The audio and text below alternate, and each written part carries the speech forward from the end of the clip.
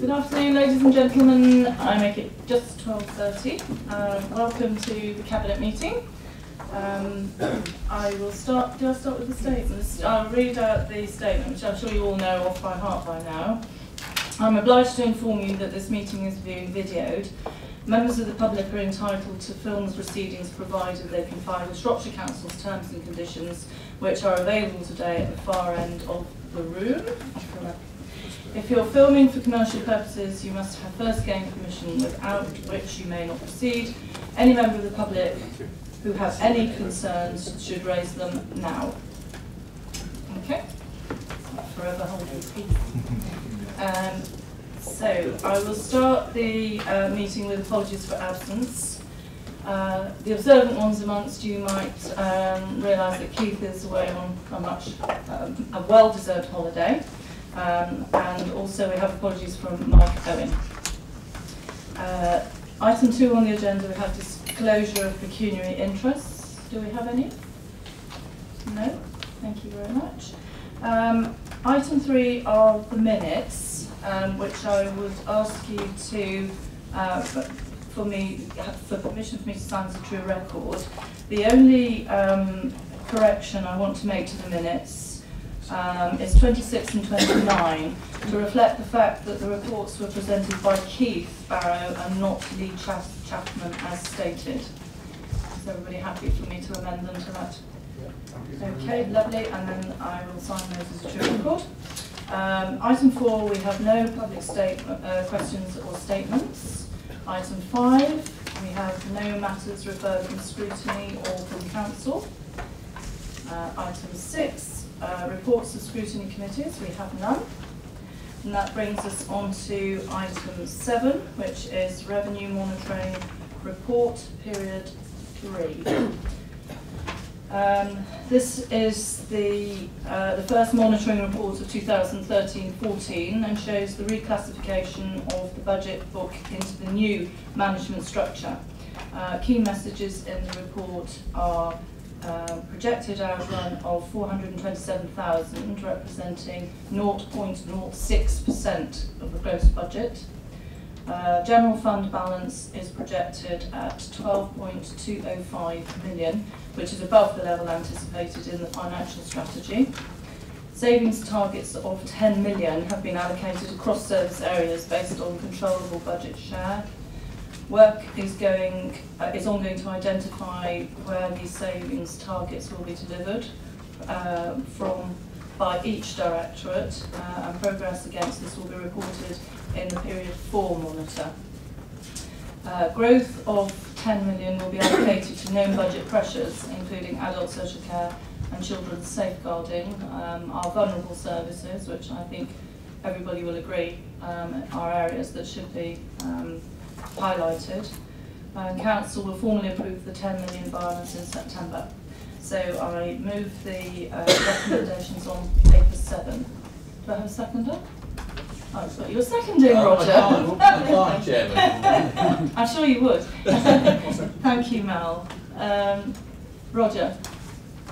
Thank you, Chairman. I did have some questions for Mike, but I'll leave those for another time. But thank you. On this paper, it is a general comment that I note that there's £6 million to be added to balances, whilst, quote the union representative who was on the radio yesterday, Shropshire Council is hoping, planning, looking to reducing staff by up to 50%. What are the priorities of Shropshire Council going to be in respect of the priorities that it puts about safeguarding services to vulnerable people in places like that, building up the balances whilst reducing staff at the same time? Yeah.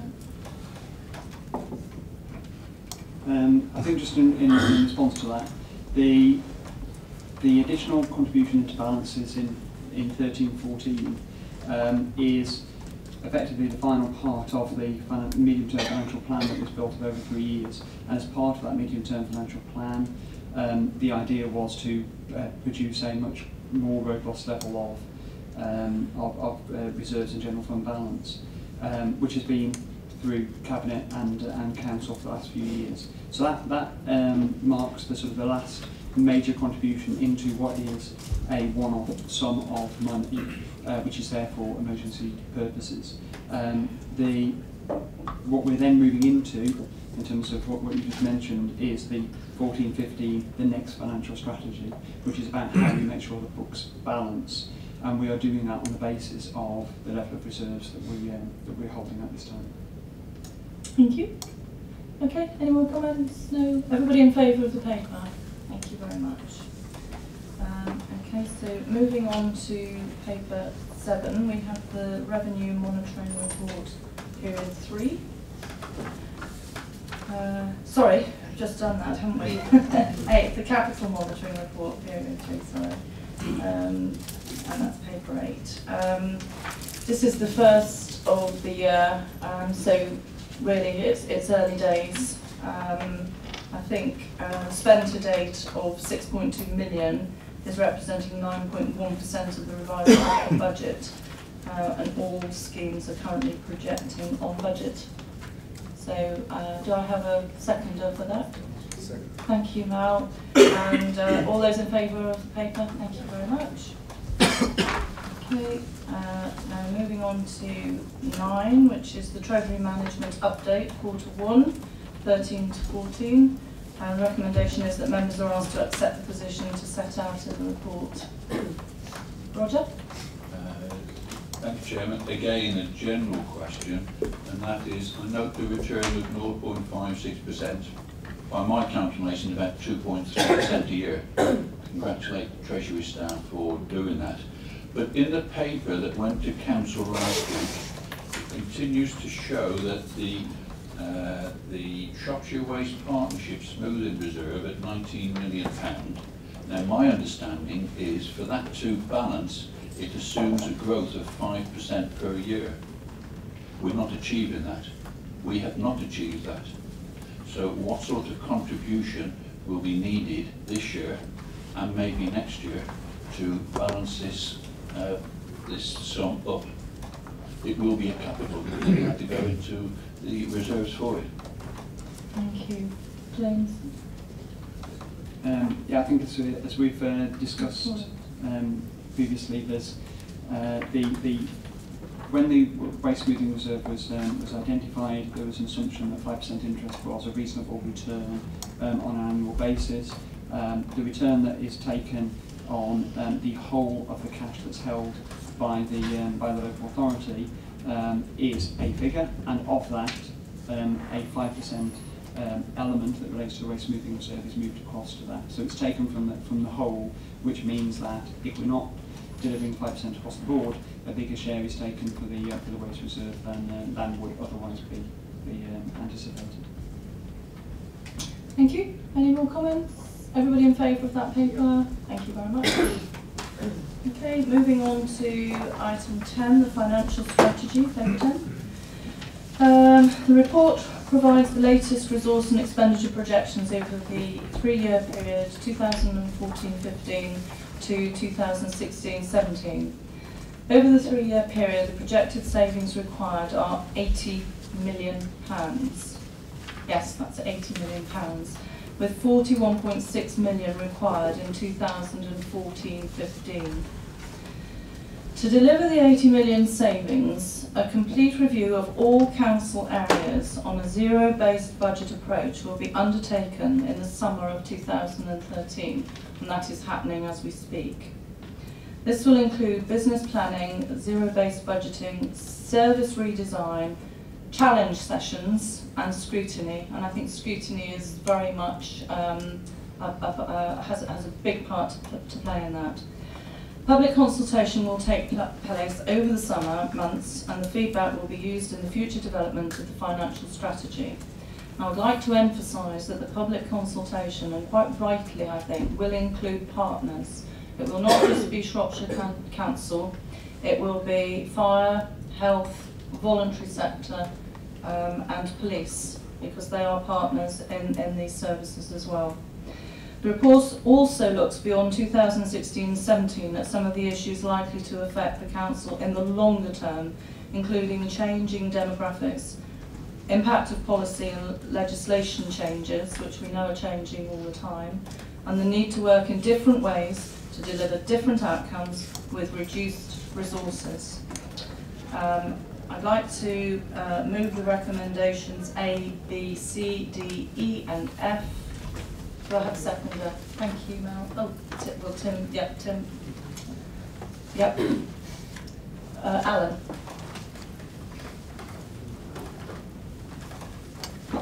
I think it's a shame that the leader isn't here for this this discussion and to present this himself. Well, I am pleased that Clive is here. I'd just like to, it clearly is a disaster area relating to the numbers of staff that are going to go, because that reflects on the sort of services that will remain. It's also been a PR disaster area, I would suggest, and clearly it shows that the amount of time we emphasise the importance of members is in inverse proportion to the actual role of the members and how much they're taken into account in the in deliberations about important policies. But just before I say one or two other words, please, I'd just like to. We had a briefing from Clive, that is the Labour Group, not so long ago, where he did give an indication of the extent to which the staff of Shropshire Council, those delivering council services, was going to be cut. Now I know what was said, and Roger's just alluded to a proportion that was mentioned by the trade union rep on the radio. I didn't actually hear it. Could he confirm what sort of numbers of redundancies we're talking about? What sort of level of staff reduction we can expect as a result of the programme that we put in place yesterday, or you put in place yesterday? Okay, thank you. Well, can I just firstly say your gloom and doom of a PR disaster is obviously aided and abetted by yourself. It is writ large, Alan, that we are in a very, very, very difficult situation, and I don't think any of us would comfortably sit here and propose this financial strategy if we were not forced to. I think we are being put into a situation where we are having to save £80 million on top of what we've already saved, and we clearly cannot carry on as we are. Status quo is not an option. I don't think any of us would want this or are happy with it, but I think if you can come up with a better, as Keith keeps throwing the gauntlet into your corner and asking for a better alternative and some helpful suggestions, we would be really, really grateful. It's very difficult to sit over there and criticise when you're actually here having to deliver something and face the issues. It is not easy. Clive, do you want to answer the question that was directed at you? Yeah, thank you, Anne.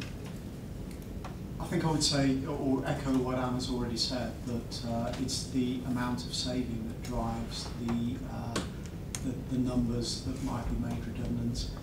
In order to achieve the 80 million, we can only make savings from certain things. The key area is people, because that's where we spend a lot of our money. The other areas are buildings, and we are reducing our buildings. And the final area is contracts, and we are renegotiating contracts with our suppliers in order to make those savings. But that doesn't get around the fact that we will need to make redundancies. The only glimmer of hope around that is that we are finding that by redesigning that we can do the work that we do now, achieve just as good outcomes at lower cost, albeit with fewer people. So it's not that we're just cutting back and reducing services, we can provide the same or even better outcomes with fewer people. But the magnitude of people that might need to go we don't know the final number, so this isn't an exact figure. And we need to work this out by redesigning services and seeing how we can do the work with fewer people. But we do envisage that it will be in the order of around 50% of staff might need to go in order to deliver the savings.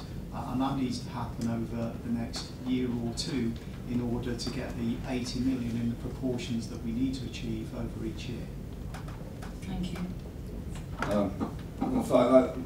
Thanks for being open about that, Clive. I mean, the estimates are that leaving aside school staff and those who are ring-fenced by in various ways, that's something like 1,600 people who will be taken off the delivery of council services.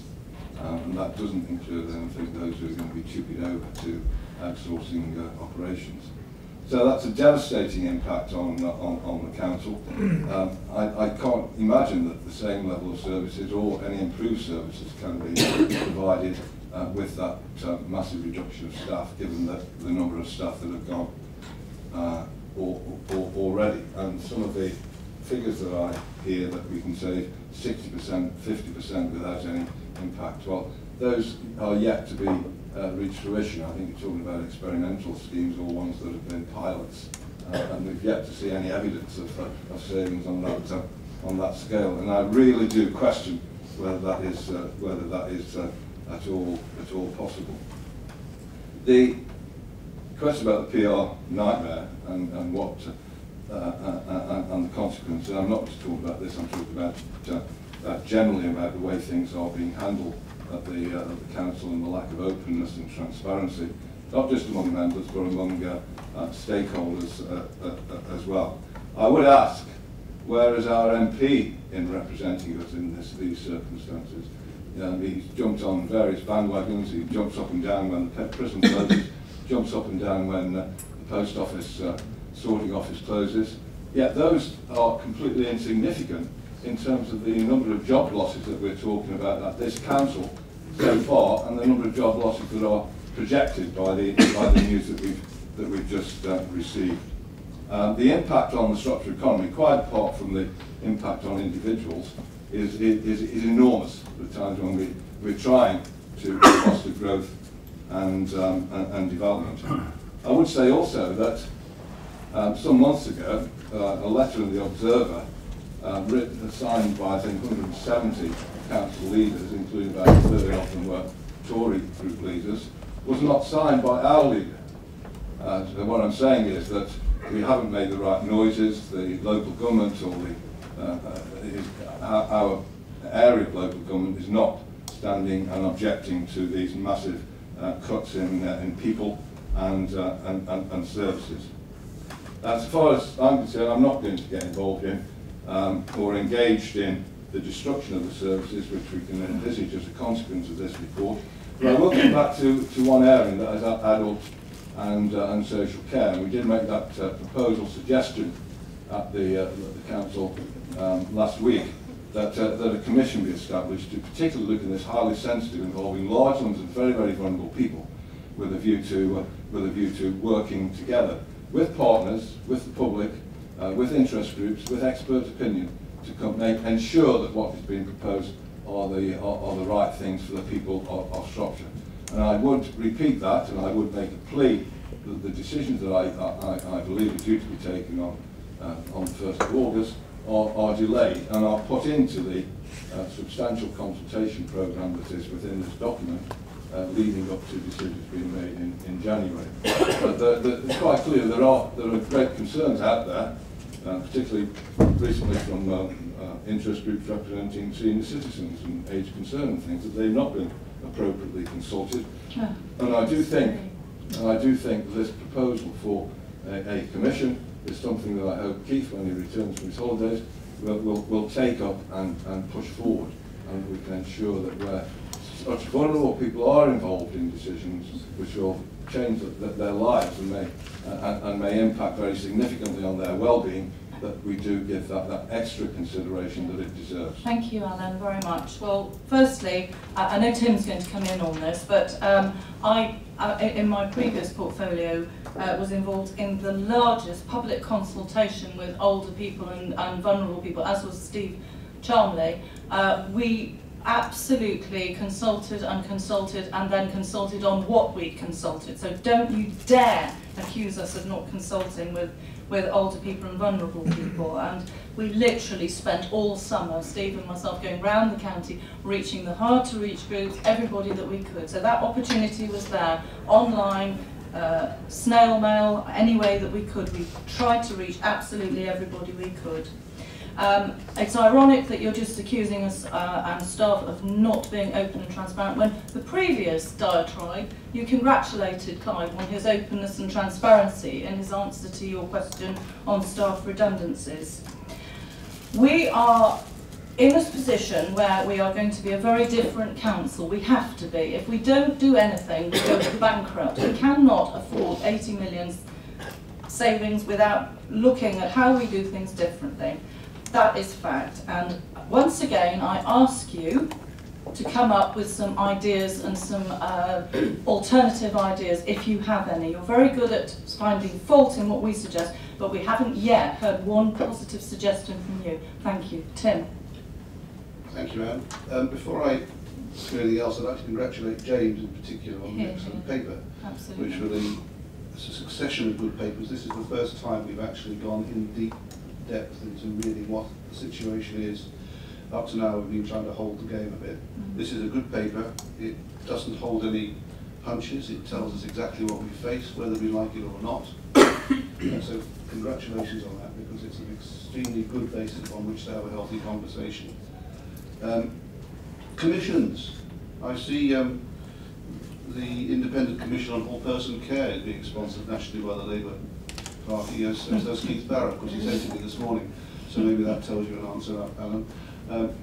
We have consulted till we are blue in the face on this particular small, in the totality of things, but very large and for certain vulnerable people. This issue which I assume you're referring to, which is the decision on adult day centres, which, to your credit and to the credit of members of your group, has been dealt with honestly and openly, which is more than I can say for all members of the council. In particular to do with Shrewsbury. It is much wider than Shrewsbury. If you wait for the paper which will be released tomorrow, you will see that it is a balanced, cleverly written, ably written paper which deals with, as I've just seen the draft of it, deals with the issues sympathetically and will form the basis of a sensible set of discussions which started some time ago with service users, terrible word, I'm terribly sorry, people who use the services, their parents, other carers, members of staff, all of whom I've seen. And I know this is an area of change, nobody likes change, but I'm not going to rehearse the decision that's coming up. I just wanted to make that point particularly. So, on this strategy, the other thing I want to clearly point out to you is that you will notice that there are two particular areas where we see we have got to continue to spend money and to grow our spending on money because we have the demography against us. And that's adults and children and social care. They are clearly recognised as major priorities in this council, which I think is the point you raised, Roger. And we have got to face up and continue to face up professionally to our responsibilities in those areas. They cannot be ignored, but it will be no surprise to anybody to know that social care and health particularly are both on the national agenda. The King's Fund, as you're probably aware, has commissioned a review looking at the 1948 overtly looking at the 1948 decision to set up the NHS and saying if we had our time over again, would we put adult services and lock social care in? I think the answer to that is probably yes. And certainly there's a lot of discussions going on with ourselves and with the CCG about moving forward on that agenda. So that's all I'd like to say, Anne, at the moment. Thank you very much. Thank you. Roger. Thank you, Chairman. Before I start on the actual paper, a little bit of the discussion that's recently took place here, and that's openness and transparency. I also congratulate Clive for openness and transparency. I do not congratulate the Cabinet and the leader for it. I learned on Monday afternoon, late on, about the voluntary severance.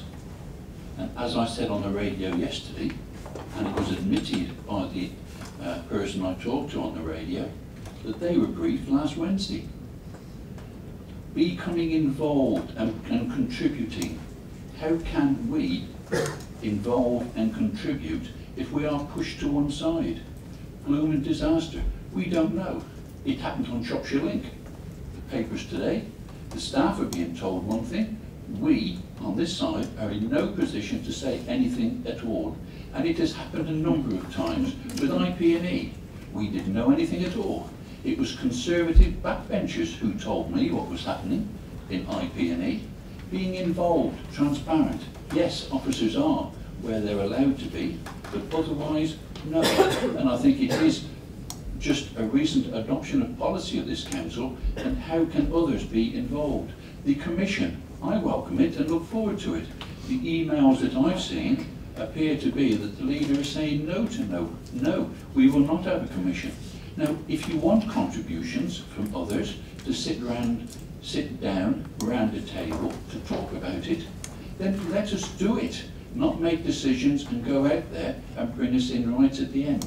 So openness and transparency, I'm afraid that is going out of the window. But if I can talk about the paper. Just a second, can I just come back to that? It's called being in administration, Roger. Thank you. Now talk about the paper. That's I understand that, but Yeah. you said, sorry Chair. Can you carry on please now and talk about the paper? Thank you. All right.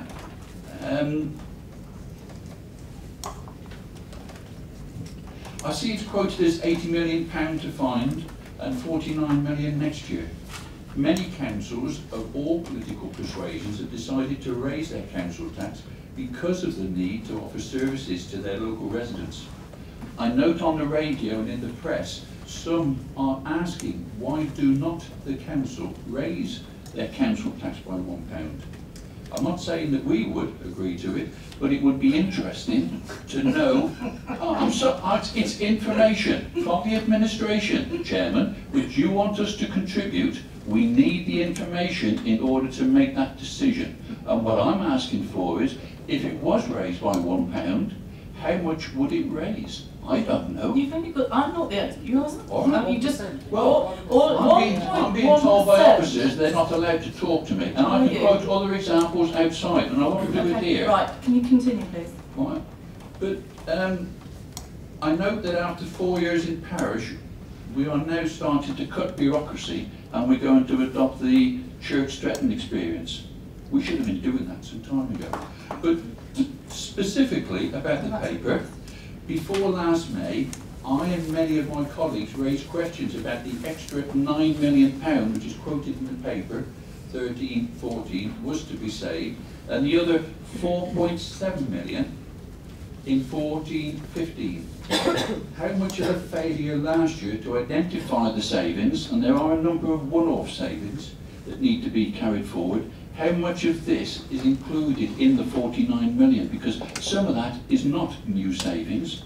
It was there already because it was known that it wanted to be saved. I think it was around 15 million, 16 million savings that would have had to have been made, even for no more reductions in money from government because of the failure to identify the ongoing savings. James? Yes, please. I think the paper makes clear there are a number of savings that were identified that have been identified over the previous medium-term financial plan, 11-12 to 13-14, and a number of those were, and it was clear in the report to Council in February that a number of those were covered by one-off savings, in the full knowledge that when we set the next medium-term financial plan from 14-15, that those would need to be addressed in base budget.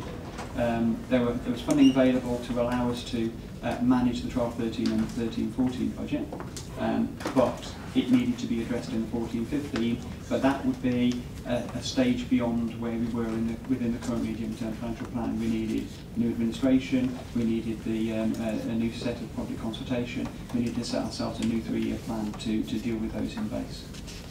Thank you. So, how much of the previous unachieved savings, I use that word, take the inflammatory language out, but how much of the previous savings that should have been there is included in the 49 million pounds? I'd refer you to Table 2, Section 5.9, which identifies the previous year's financial pressures that we carried forward into 14-15. Thank you. Okay, Willem. Thank you, Anne. Just a couple of points.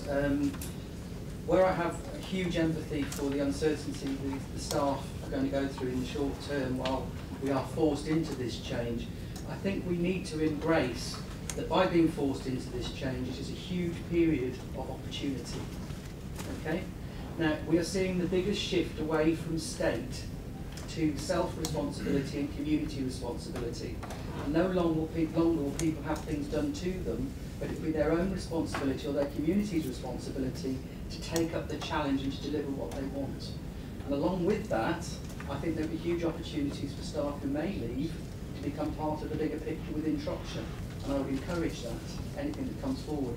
So I do appreciate the feeling of doom and gloom, but I do think we could have a huge period of opportunity to have a major change once and for all, and we will end up with better outcomes for the people of Shropshire, and not one size fits all. Yeah. Thank you for that, Gwyneth. That's really helpful. And picking up on that, we do need to emphasise the growth of IP&E and the huge opportunities that that's going to provide for Shropshire. So all those in favour of the paper, please, could you show of hands? Thank you very much. Thank you. Moving on to paper 11. Mal. Thank you, Chairman. It's a different paper after going through what we've just been through, isn't it? Pick up some positives. I think what I would say before I start, having just been through all that, is that we've got some very good staff within our organisation. We should recognise that in the work that they currently do. And I benefit greatly from that in the papers I'm going to present today.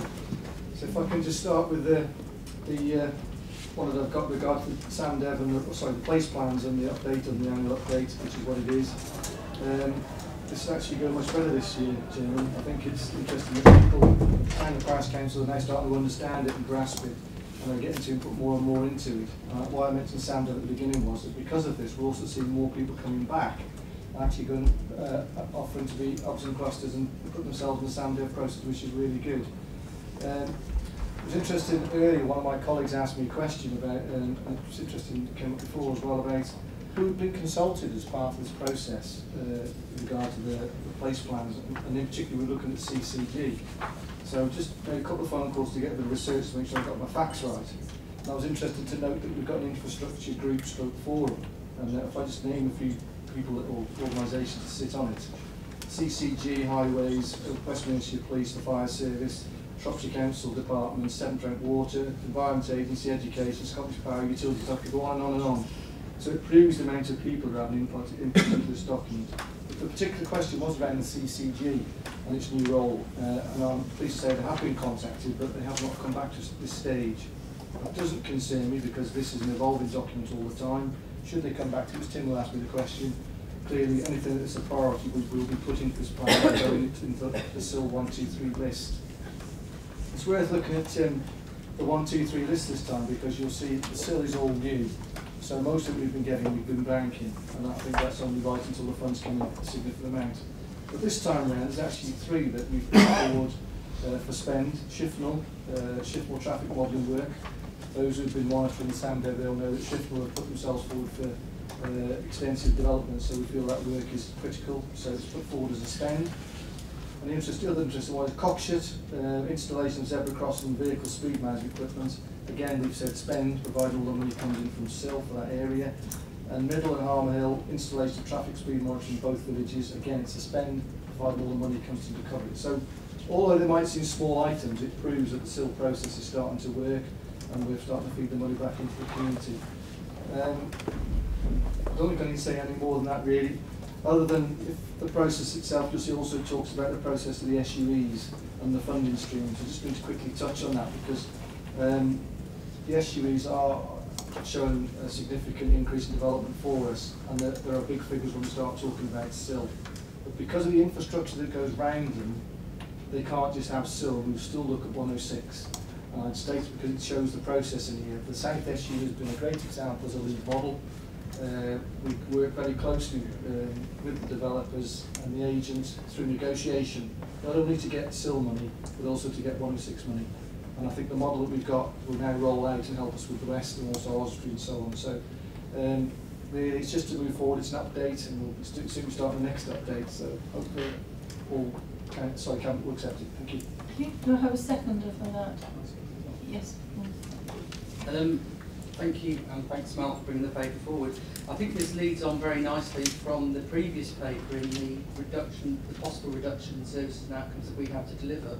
Because when you actually look at the value of the neighbourhood funds going down to those town and parish councils, it's again, as I'm saying, it's going to be up to individual communities to be able to start delivering things for themselves, not top down from Shropshire.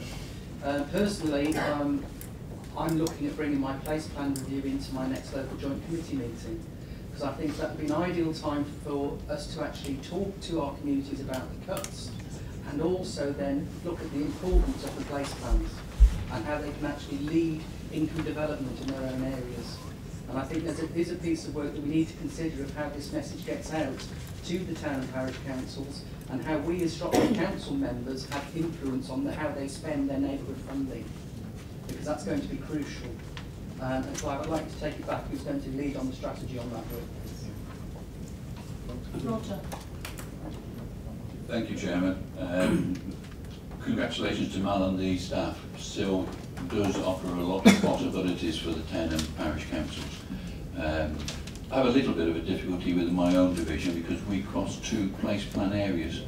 One of them is very, very large. It occupies maybe 1/3 of the population of Shropshire. So there is some difficulty there. But where I'm coming from this is a question that I look in the appendix and I see the different areas there listed. There are some that are missing. I assume it's because it is open countryside that those are missing. I'm not sure. But if there is any windfall housing in those places, and I know it's open countryside, but there may be the odd windfall house, will that be spent as per their placement, although it doesn't appear in this paper? Thank you. Do you want to answer that There's first, Mark? I've yeah, got there's you. Sorry, yeah, there's a couple of items there. Really. Firstly, going back to the boundaries of where development occurs and where does the money go. I think Roger's one has been well rehearsed, and I think last time we spoke about this, we had Keith Barrell on the one side and Joyce on the other, arguing over it. Yes, the rules. that's right. And I want to put them They've gone two- away to make it up. Absolutely, I want to put those two in a room and say, look, have the whole conversation sorted out. Yeah. But I think the answer to the question is it's got to be a conversation between those neighbouring authorities, if I can call it, neighbouring town and parish councils. And particularly with Oswestry, I'm arranging to meet with the town council and the rural council to speak to them about it to see what can be done, because it's an unusual situation. So you're right. The interesting about the place plans and those that you say are missing, there are some that aren't quite complete. I mean, it's an ongoing process. We keep chasing town and parish council to do their work. But even those that haven't got SIL within their area are still entitled to put things into the place plan that they think are appropriate. Okay, so I think that probably answers the question. Where the development comes from in that rural area, I don't know, because obviously if they're open countryside, they're open countryside. If I've answered the question, I'm more than happy to take the question back to officers to... No, I think you've answered it. Thank you, Chair. That's fine, thank you. Sorry.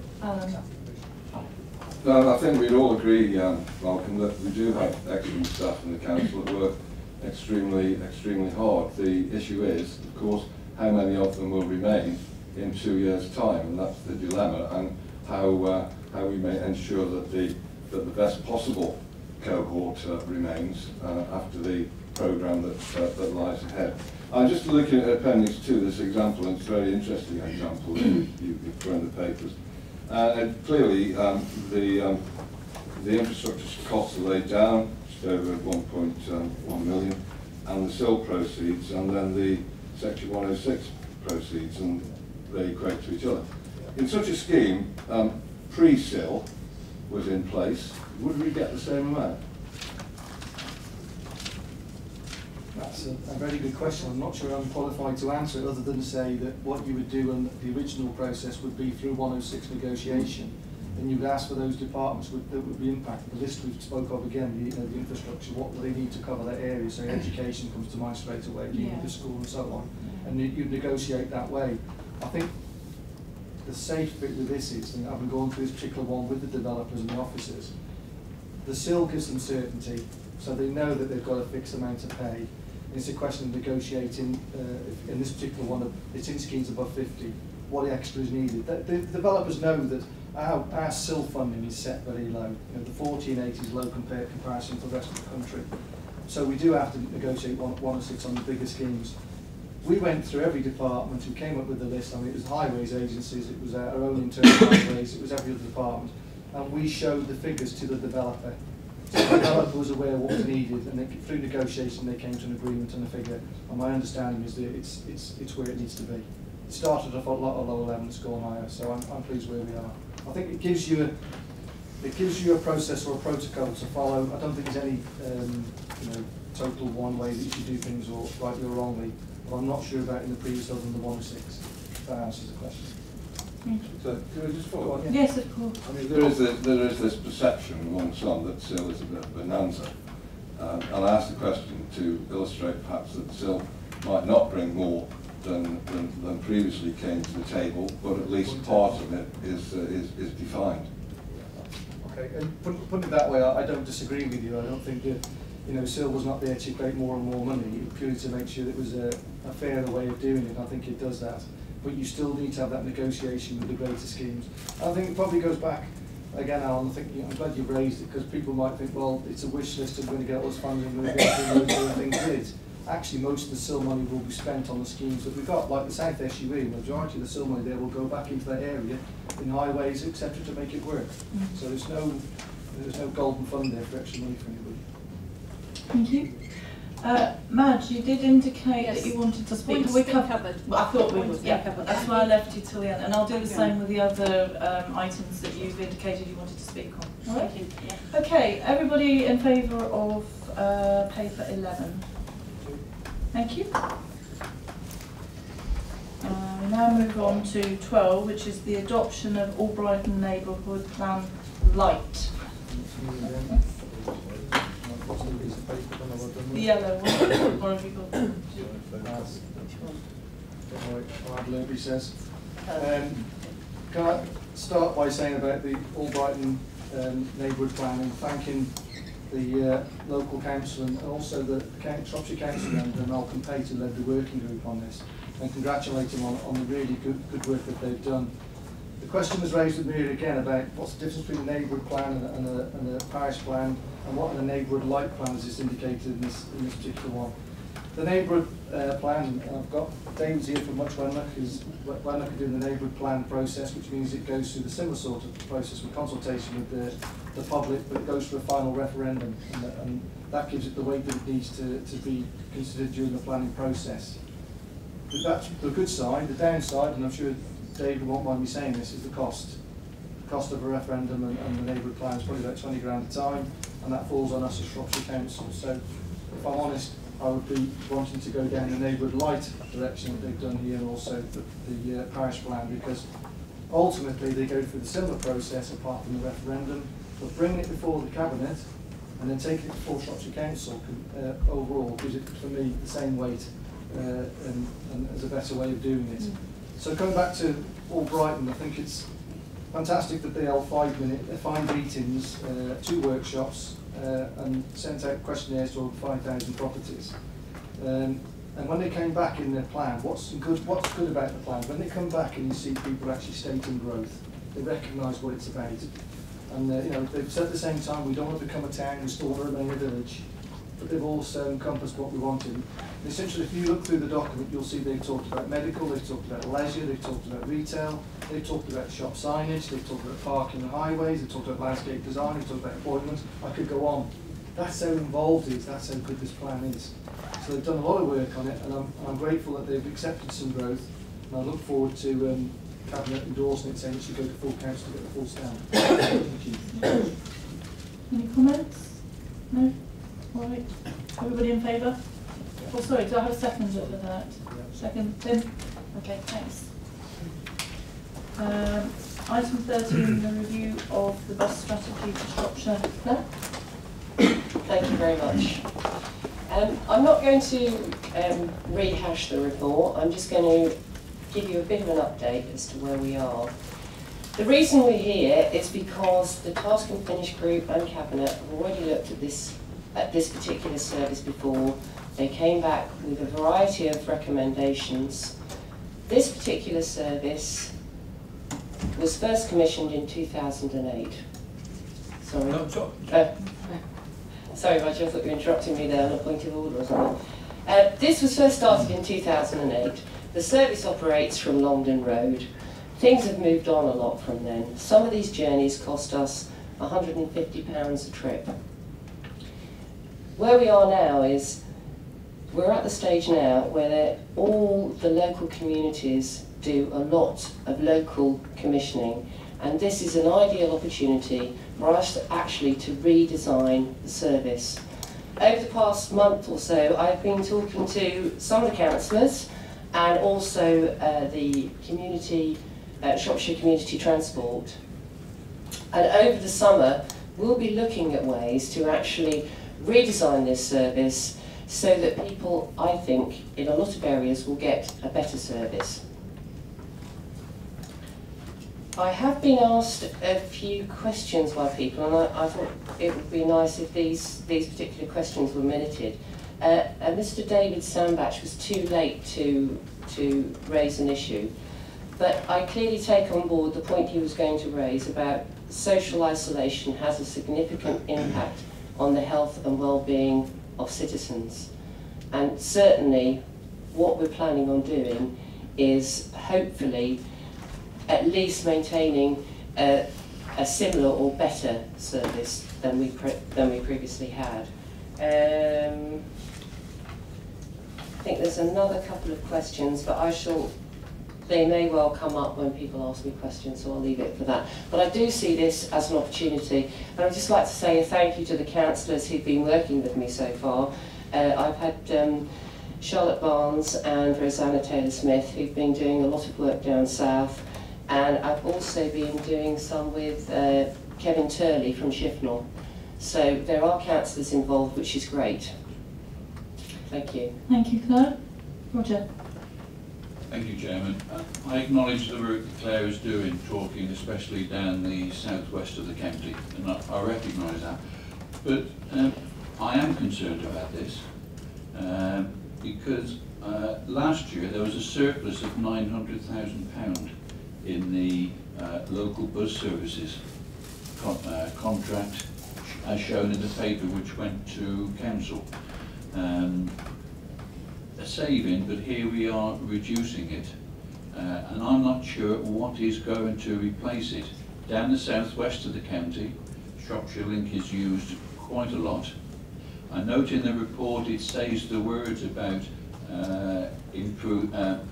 about the numbers of passengers going up, but if you look at the graph, it shows actually the number of passengers going down. And what concerns me is that if you remove policy A95, as I read it, and do not put anything in place, what sort of priority, what sort of urgency is given to rural transport? Rural transport is important, and it says that Shropshire Link, rural transport is a priority. Without anything in place, does this mean that buses in a lot of parts of rural Shropshire will become like dinosaurs, never to be seen again? Claire? Okay, shall I take Claire, if you answer that first, and Yeah, then and Gary then can we'll- ask his question. and then we can move on. Okay, you're right about the southwest. I mean, that is the bus that is used the most, absolutely. And hopefully, if all the councillors get together and we get together with the local community, we will be able to actually probably improve on that service down there. Because I know one of the issues we picked up was about where people are picked up and where people are dropped off. And certainly, the things I've been looking at with Charlotte were actually picking people up and actually taking them to precisely where they wanted to go. So I think you will see that as an improvement. I think we will be doing some work over the summer, but ultimately the local community and the local councillors will have a lot of input into actually what you come up with, because this will actually end up being, I feel, a locally commissioned service. Do you want to come back, Roger? Yeah. Thank you. Part of the Task and Finish Group report, and I referred to it last week, was that a report was going to come back to the scrutiny mid-2013. Hasn't happened, and I see in the report there's a lot of authority and delegation to Claire to make the decisions. November time, Shropshire Link is going to go. The drivers are going to go, I don't know where. There's going to be another or something else put in place from October. But I'm concerned there's going to be large parts of this county where prototypes will not be tried. Those areas, and we look at economic growth, which is a priority for this council, the vulnerable, and I referred to it earlier on, which are a priority to this council. The vulnerable, by classification usually, do not have their own transport. Or if they have, they may only have one car.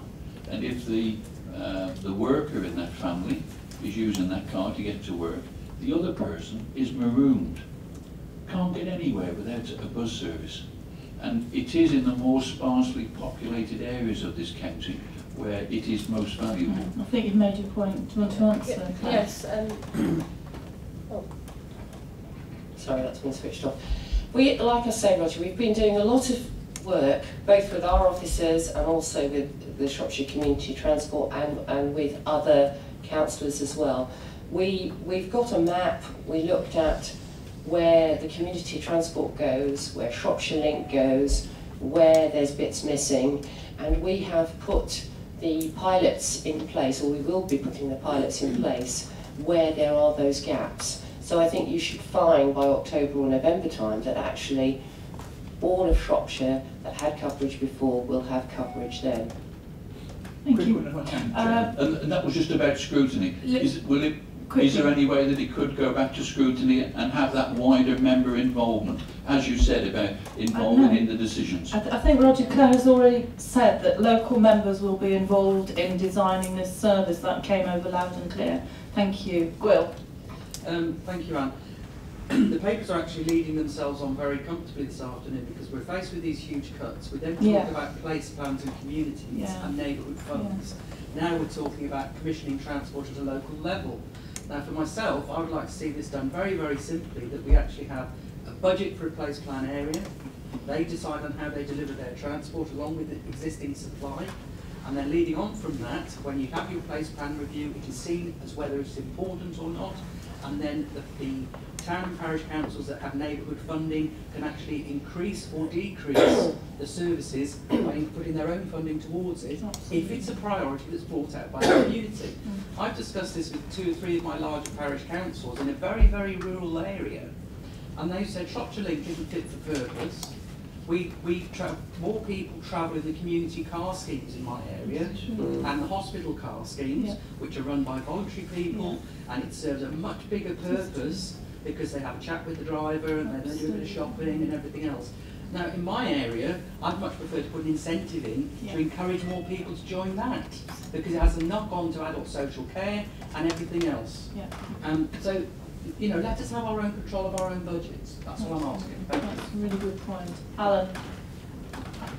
Can I just ask quickly, what are these neighbourhood budgets he's referring to? And when are we going to get them? It's from the SIL monies. Percentage goes down. I thought you meant that there was going to be some devolution or delegation of responsibility down to the neighbourhoods, as was of course promised in right, your question, Alan. Yeah, no, no. It's interesting. I'm not being massively political in that. No. But there we go. I'd just like to congratulate Peter Adams, who chaired the Task and Finish group. I thought did some valuable work, in which I was a party to as a member. And which it was evidence of some cooperation in certain areas to arrive at solutions that are not damaging but might save a bit of cash. And I think the arguments around the Shropshire Link were no-brainers really, because many of them were so little used and were costing so much that it couldn't be sustainable. It would certainly be cheaper to hire a taxi for large numbers of the people that were getting the Shropshire Link buses. But it will be interesting to see the results of the experiments and how that's going to be done. But I see, does it say there's a 56-day hiatus before anything is happening here in terms of disengaging with the people who are currently commissioned to provide it? You know, it'd be awful if there wasn't full consultation or communication with those who are involved and they suddenly found the buses weren't there anymore. So I think it would be useful if you did lay down a clearer timetable for consideration and what is happening, so that everyone can see it and be aware of what's going on. That's a useful suggestion. Sorry, Alan. Yes, I've got a few more things left to say. Of course, we're talking to loads of people. We're actually going to be doing 2 letters not only to the people who regularly use Shropshire Link, but to everybody who's registered to use it. So we will be, and we'll obviously be writing to the parishes and everybody to make sure that we get as much input into all this as possible. There was just one other thing. When you were talking earlier, you were talking about the drivers. The drivers were engaged on a fixed term contract in 2008. It is absolutely standard procedure to say to them at some stage, you have 60 days left of a fixed 5-year contract. That is the conversation that was had with the drivers, and that really is a totally separate issue from Shropshire Link. But you intimated earlier that there was some sort of secrecy or some kind of plot surrounding that, and actually it was just... No, you didn't, sorry Alan, Roger did. Oh. It's just common courtesy, like I say, if you have a 5-year... There might be one, I'm not saying there isn't one. Right? yeah. And so I'd just like to clarify that. I was asked a question which I will ask Mr. Campbell. There's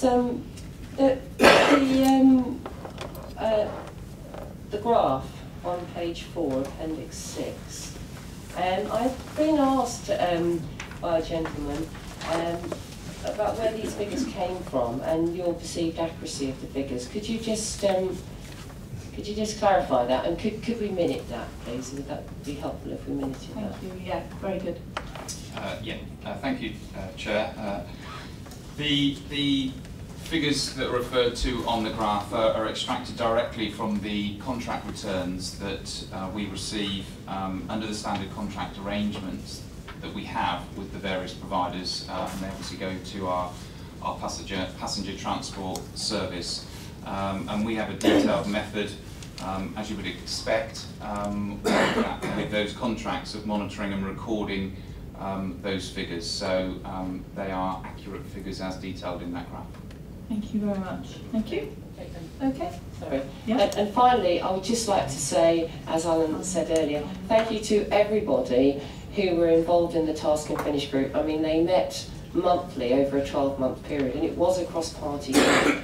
So hopefully everyone will have had quite a lot of involvement with that. And especially to Peter Adams and Rosanna Taylor-Smith, who I think they were chair and vice chair of the group. This is a totally open process. If anybody has any questions, I would just say, just drop me an email or phone me up, because, I'm not going to be hiding behind anything here.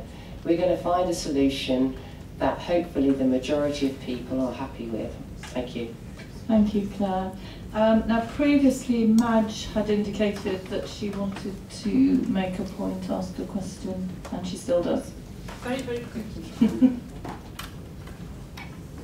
Just to say, Alan, if it's any help to you, I belong to a Bridge North Rural Transport Group, which is basically volunteers, and an enormous amount of consultation has been going on about Shropshire Link and how, if we could have just a little bit of that cake, it would make, we'd be able to expand much more quickly than we are.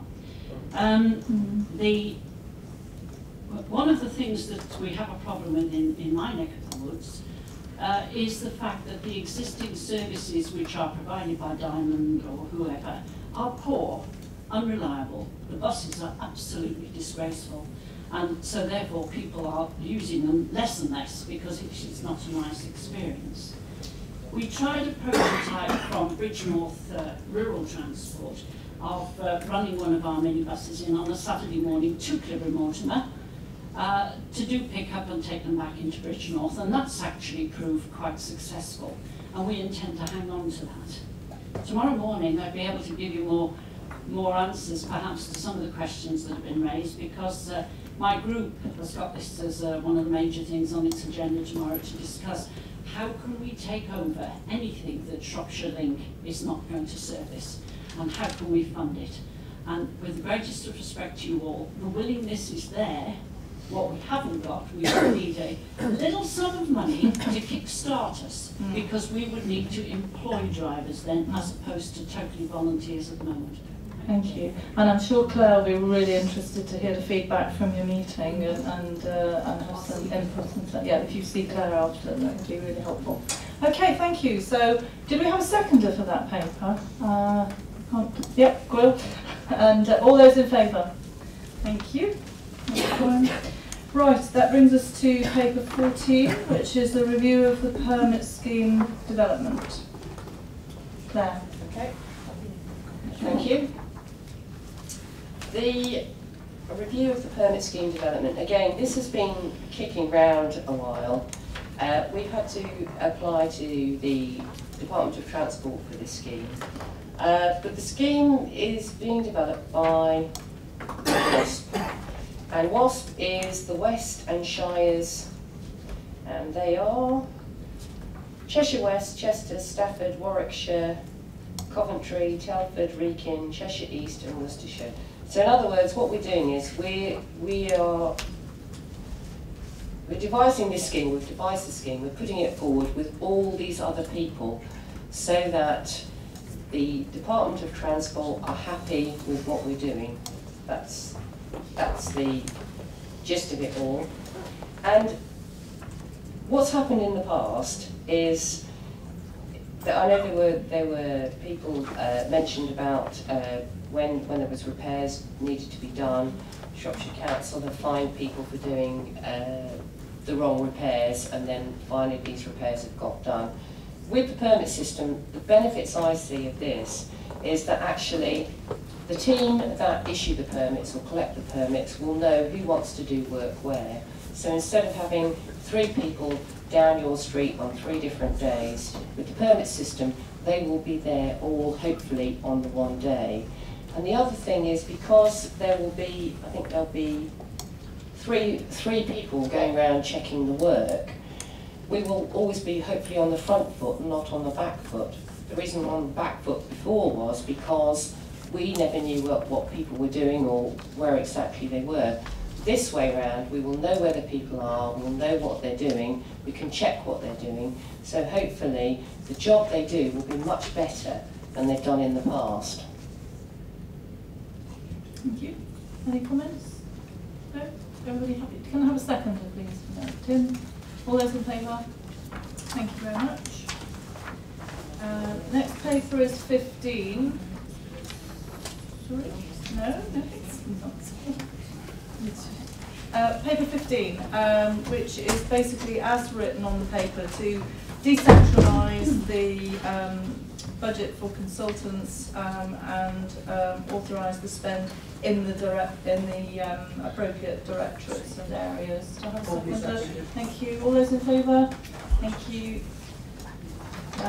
16 is exclusion of press and public, please.